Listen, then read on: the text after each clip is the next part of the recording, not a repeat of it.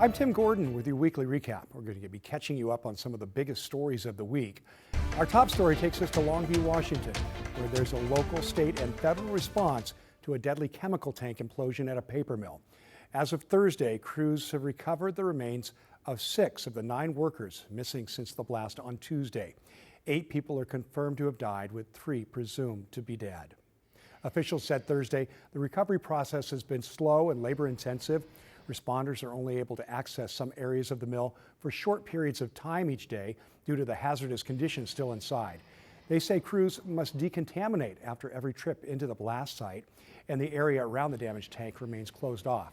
Now, officials estimate that ruptured tank still holds about 25,000 gallons of caustic white liquor, some of which continues to leak out slowly. The priority is ensuring responder safety while treating every victim with the greatest dignity, care, and respect possible. Officials say they continue working with the coroner to notify families. And 911 records that we obtained on Thursday are providing some more insight into what happened that morning. Investigative reporter Kalaboshi walks us through those calls. 911, what's the address of your emergency? At 7:18, the first call comes in to emergency dispatchers. There's an incident at Nippon Dynawave Packaging in Longview. What's going on there? We have 3 people with chemical burns from white liquor, and there's 1 person missing. The caller reports a tank imploded. At 7:20, emergency dispatchers upgrade the call to a hazardous materials incident involving chemical exposure. 1882 Medic 22 from Control 1, respond 3401 Industrial Way at Nippon for a hazmat burn. Plant workers are waiting at the main gate to let fire and rescue onto the property. Yeah, we need rescue units, fire department, everyone. Yep, we've got lots of people headed that way. Emergency dispatchers call for additional fire crews and medics. We're reporting a tank imploded. It looks like there's 3 people with chemical burns and 1 subject is missing. At 7:42, emergency crews activate Lifelight and request additional units. The victim count escalates quickly. And you said the ones that are burned are still out there? Yes. Dispatchers work with hospitals asking who can take critical patients. Advise St. John's we're coming in code 3 with 1 red patient. Advise them that we're going to need decon in the parking lot and airway management. More than 30 minutes after the initial call, the number of victims continues to rise. The scene remains unsafe for hours. Reading through the emergency dispatch logs, one thing stood out to me.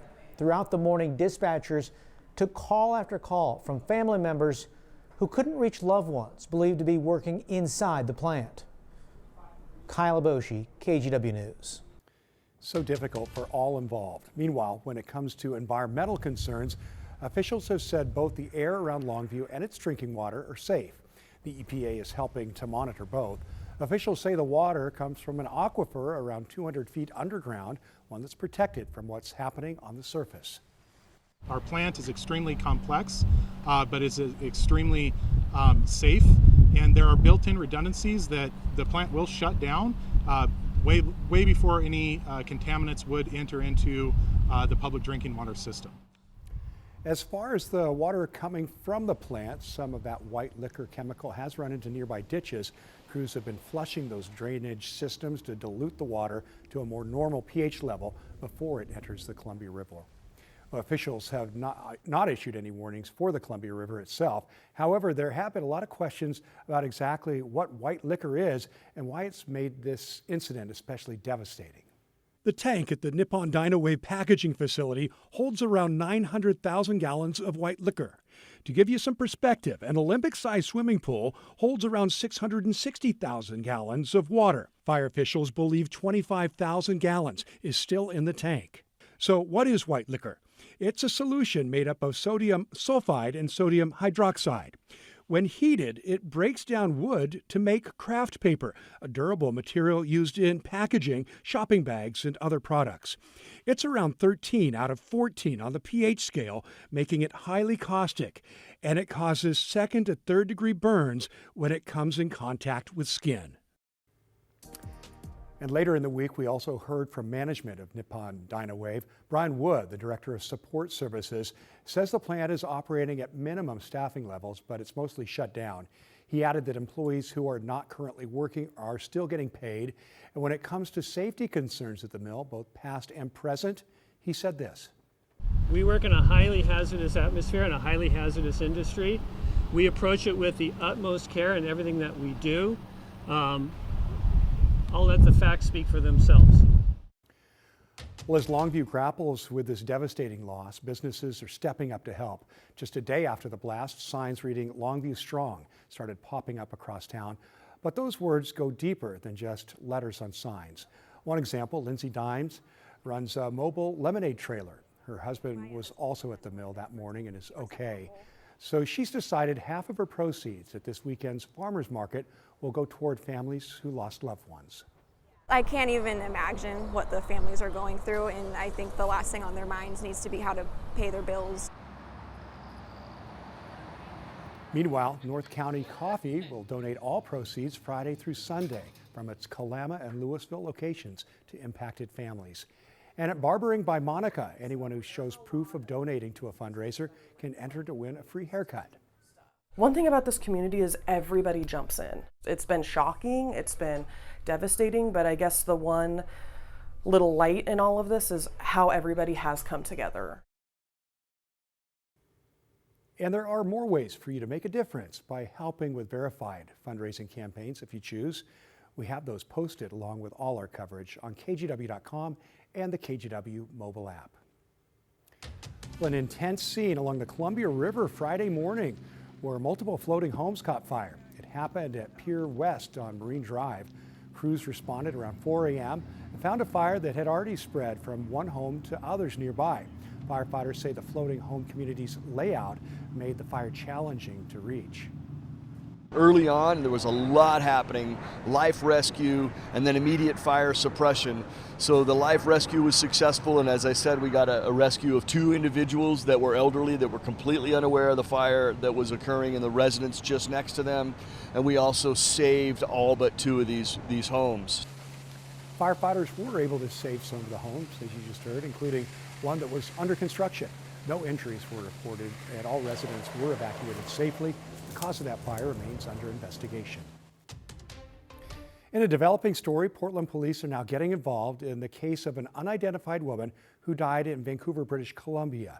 Police want to know if you recognize this woman. She was found in 2022 in waters off the Canadian city with a kayak, candy, insulin, but no ID. Recently, investigators tested pollen on her sweater that revealed she might have spent time in Oregon or Washington shortly before her death. Canadian authorities met with their Portland counterparts yesterday. There's a possibility that someone in Portland knows this gal, and there is a possibility that the information that is learned from a press conference like this will be important enough to break the case open for them. This is a woman who died alone, a long way from home, and we feel an obligation, and it's important to be able to reunite her with her family. So take a good look at this picture, and anyone who recognizes the woman in the rendering should contact Portland Police or police in Vancouver, BC. Well, a man who lived in the crawl space of a Happy Valley home for nearly 3 months has been convicted of burglary and sentenced to 3 years in prison. Benjamin Booker had set up an elaborate living space with kitchen, lights, and even a gaming area. He'd connected extension cords to the family's electricity to power his setup. Prosecutors say he would also go into the family's living area when they left the house and could hear their conversations from his hiding spot. He was discovered and arrested last September when a neighbor saw him going into that crawl space. In an update this week, a Washington tourist accused of throwing a rock at an endangered Hawaiian monk seal pleaded not guilty Wednesday to harassing a protected animal.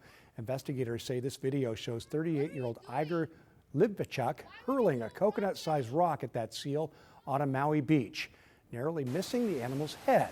The judge ordered him to stay away from Hawaii beaches while the case moves forward.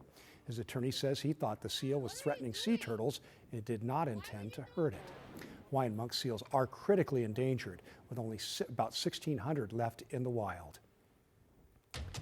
Well, to more news in Longview now, with parents calling for school board members to resign. That's as police investigate how the district handled a sexual assault investigation involving student athletes, and last week even arrested the superintendent. Catherine Cook talked with parents who held a protest Tuesday night. Sending a message to the Longview School Board. It's time to resign or be recalled. We're done putting up with this. They had their chance. On Tuesday, parents rallied ahead of the school board meeting, the first since police arrested Superintendent Karen Cloninger last week. She's accused of covering up sexual abuse allegations involving students at Mark Morris High School. Cloninger and 4 other district employees are on administrative leave. Imagine the trauma, heartache, time, and money that could have been spared if you had done your job. It should have been taken care of the second it started. Inside the meeting, I wouldn't trust you as far as I could throw you. More parents expressed frustration before the board. You can never cover something up without being discovered. You have done nothing but try to hide things and keep it from all of us who we're supposed to protect these kids. Stop doing these things. Start respecting the parents and the public. These are our children, not yours. Acting Superintendent Patty Bowen said the district was limited on what they could share publicly. At the same time, limited information does not mean limited responsibility. Our responsibility is clear. We must understand the facts. We must cooperate with the investigations. We must follow the law and district policy. For many parents, trusting the district will move forward with integrity is hard, a challenge that always brings them back to their kids. Okay, how are we supposed to feel safe sending our kids to school, knowing that this could happen and just be swept under the rug? In the end, no Longview School Board members resigned, but parents are hopeful that their message got through. Acting Superintendent Bowen did say they must take appropriate accountability action on what the district learns. In Longview, Catherine Cook, KGW News. Well, TriMet leaders have approved a new budget that includes service reductions and staff cuts. TriMet is warning riders that the agency will become leaner as it works through a $300 million deficit. The general manager for TriMet says the agency has been dealing with budget issues since the pandemic. And we do not want to hit a fiscal cliff. So it's critical for us to resize our organization to the economy that we're faced with currently. TriMet added it has also frozen executive salaries. Well, Portland's arts tax is getting its first update since it was approved by voters over a decade ago. The change raises the flat fee from $35 to $50 for single filers and $100 for joint filers. But some people will no longer have to pay the tax at all. Now, Portland residents earning less than $20,000 individually or less than $40,000 jointly will be exempt. City Council says future adjustments will be tied to inflation, and the city will establish clear standards for programs funded through that tax. The changes take effect next year. Two housing developments in historic black neighborhoods in Portland are receiving a boost from City Council. Wednesday, councilors voted to unanimously approve $2.5 million to help black families purchase these homes. $1 million will go to the Williams and Russell development, which is building affordable homes on a parcel of land near Dawson Park. The rest will go to a new project called the Ruby Mack Place. It's a 49-home development in East Vanport. The funding making homes attainable for people making 65% of the area median income. So these dollars are going to be used to subsidize people's opportunity to actually live in these homes. But what it ultimately does is provide a foundation. You don't have to start over every generation. You own something, and then your family can own something. The project in East Vanport should be move-in ready in less than 2 years. The Williams and Russell townhomes are slated to be completed by early next year. Well, the move to ban foie gras from being served in restaurants in Portland has taken a small step forward. The proposed ban was introduced by Councilor Mitch Green and Council President Jamie Dunphy, who argue that the food's production process does not align with Portland's values. Under the plan, if a restaurant was caught selling the food starting in July of 2027, they would first get a warning, then they'd be facing fines of between $1,000 and $5,000 if sales continued after 14 days. The ban now goes to a second reading where it could receive a vote as early as June 4th. Well, in an update, Portland City Council is fast-tracking a plan to change the name of Cesar Chavez Boulevard to one that corresponds with the farm worker movement. Although, as Evan Watson reports, some neighbors are crying foul over the process and others want to return to numbers. The name campesinos means farmers or farm workers, intended to honor the Latino community and their fight for labor rights instead of the late labor leader, Cesar Chavez. It's a sentiment that many people agree with, even though some want to go back to the clarity of the numbered system. Chris Rechtenwald has lived on the same street for 50 years. I'd like to see it change back to 39th. She's never moved, but she might have to change her address for the third time. It just doesn't seem logical. It's just silly. We always say 39th when telling people how to get here. Portland City Council will consider renaming Cesar Chavez Boulevard to Campesinos Boulevard, a recognition for farm workers. Long after we're gone, people will still drive this boulevard. What story will each name tell? We are asking for the name that reflects our community's strength, honesty, and inclusion. Please vote for Campesinos Boulevard. Y que vivan los campesinos. Councilwoman Loretta Smith proposed the change to keep the representation of Portland's Latino community. And we felt like the community, they had already done their due diligence, so we just needed to put in the name change, and go forward. Council could vote to fast-track the process, skipping over city requirements for resident approval. PBOT would have 6 months to replace the street signs. Rechtenwald says that feels rushed. Her neighbors want to vote. And it's not a matter of not honoring the farm workers. We want to honor them. We appreciate them. We need them. But not being asked and just doing it just feels wrong. If the city wants to have rules one way, they need to follow them. Smith opposes returning to the number system the city used before changing 39th to Chavez Boulevard in 2009. That decision ended years of bitter fights over the name change. If we go back to 39th, then we just ignore a whole segment of our community who has said that they want a particular name, which is Campesinos. And I cannot go against that. I stand with them. I stand with our farm workers. I stand with our Latino brothers and sisters. The proposal now moves to the full city council for a hearing. The city has not yet shared how much a renaming would cost. Evan Watson, KGW News. Oregon Transportation Commissioners have approved a major funding increase for the Interstate Bridge Replacement Project between Portland and Vancouver.